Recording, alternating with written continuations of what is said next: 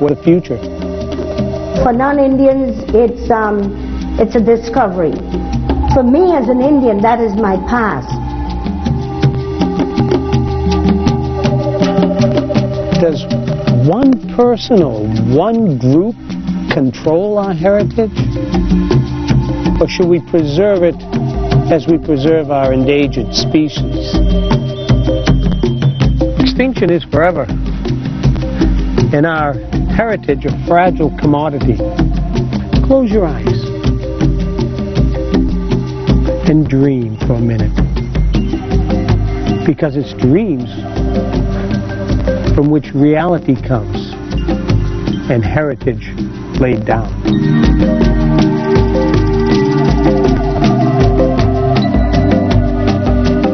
There are some interesting theories about the Miami Circle, and with more research, we're going to find out why that circle exists, we hope. But for now, let's go out to the zoo where we'll find out about animal adaptation. Hey, Steve, what do you know about animal adaptation? Well, I think animal adaptation means that the animal's body changes to survive in the wild. That's right. Adaptation is how an organism changes to survive better in its environment. My exploration team and I are busy logging on to the zoo network so we can chat with the zoo ambassador. He's going to show us some interesting examples of animal adaptation. I think we've got the connection. Oh, hello. Well, hi there, guys. Thanks for joining us. My name's Ron Magill, and I'm joined here by Slither, a Burmese python. But today we're going to be talking about African animals and their adaptations for survival in the wild. When you look at Slither here, you see a wonderful pattern. Well, this pattern serves a purpose. It's camouflage, for helping to hide in its environment so it can catch its prey and avoid being eaten. So let's go to Africa and learn about those African adaptations.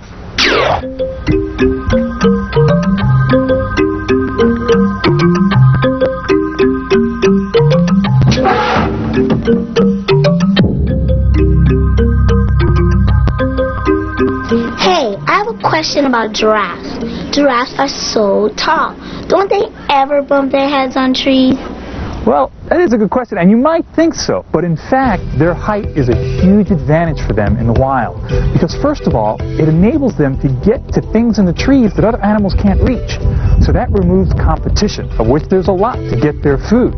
But also, what a lot of people don't realize about a giraffe's height is, it creates a lookout tower. The giraffe can constantly be looking over the entire savanna for predators, animals that may endanger it. So by seeing the animals from far away, the giraffe gets a head start to get away from any potential danger. Hey, what else does a giraffe have to help them survive? Well, you know, the giraffe does really have another big advantage, and it's its ability to not need to drink water.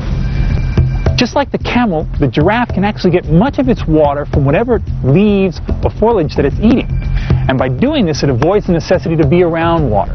Giraffe can exist in areas, therefore, that are really inhospitable to other animals and other threats. So by being able to go out into these big savannas with not a lot of water, they reduce their risk of having confrontations with predators that may need to be around water. What about elephants? Are there different elephants from different countries? Well, you're right. There are more than one type of elephant. There are the African and the Asian elephants, and these elephants differ in small ways, but these ways or differences have adaptations to where they live. The African elephant has the very large ears, lives out in savanna, which tends to be very hot, a lot of exposure to sun. In those large ears are a lot of blood vessels, and as the elephant gets hot, it'll flap those ears back and forth, and in effect cooling the blood in the ears that goes back into the body, and in effect cooling the elephant. It's a wonderful adaptation for the heat of the savanna. The Asian elephant lives in the forest, which tends to have a lot of shade, a little bit cooler, doesn't need that adaptation of cooling off. Mr. Magill, do elephants really drink through their trunks? You know, that's probably the most popular question I get, and probably the greatest misconception. I think you've been watching too many cartoons, because what happens is in the cartoons you see the elephants drink the water through their trunk and suck it up and swallow it. But that's not in fact what happens. If you come to the zoo and watch them, or even on a documentary, you'll notice they bring the water up into their trunk, but then they take their trunk and they put it into their mouth and squirt the water into their mouth. So that's what they're using to bring the water to their mouth. They also use it to get food, they use it to smell, because the trunk is in effect the nose of the elephant. So it uses it to smell, to greet, to lift things, and of course, to also get its food.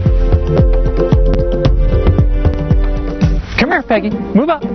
Peggy, do you want a carrot? Do you want a carrot? Yes, you do, don't you? Okay, there you go.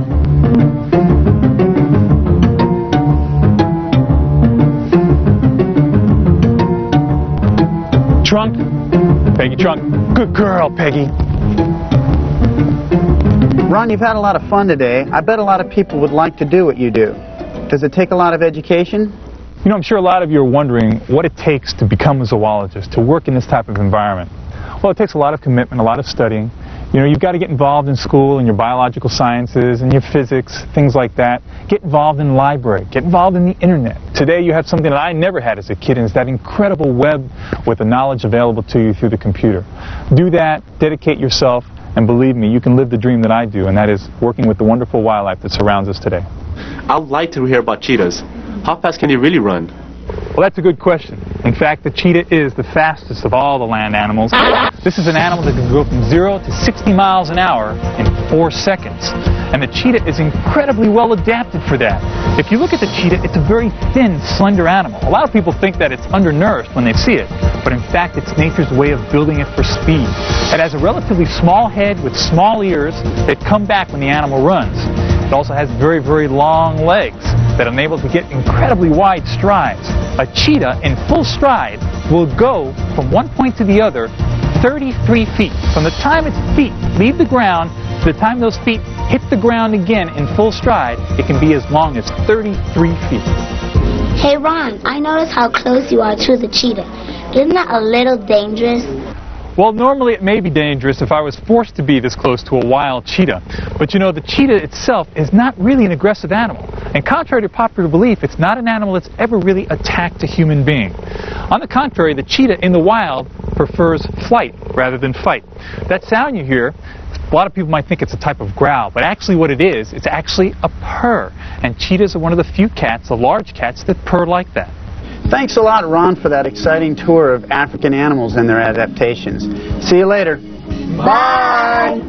Well, on behalf of me and Slither here, it's a big Burmese python, I want to thank you for joining us today. I hope we were able to answer some of your questions. And remember, stay focused. If you want to get into wildlife, study your life sciences, study your biology, and one day you could be living the dream of working with wildlife. Hope to see you back next time with some more great questions. Thanks again.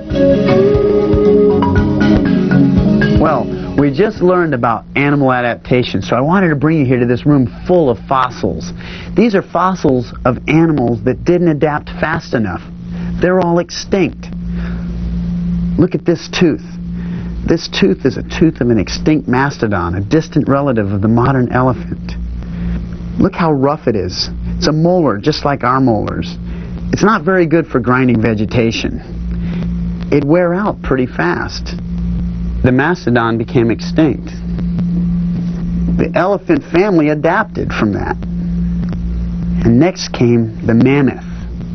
And the mammoth had teeth like this. Notice how it's much flatter. It's like a nail file. It's got tiny little ridges on it, and it won't wear out as fast. It's perfect for grinding. In fact, this is such a good adaptation that this tooth was passed down to the modern elephant. The modern elephant has teeth just like this. Well, it's time to move on to another adventure. Let's go visit the New World Symphony.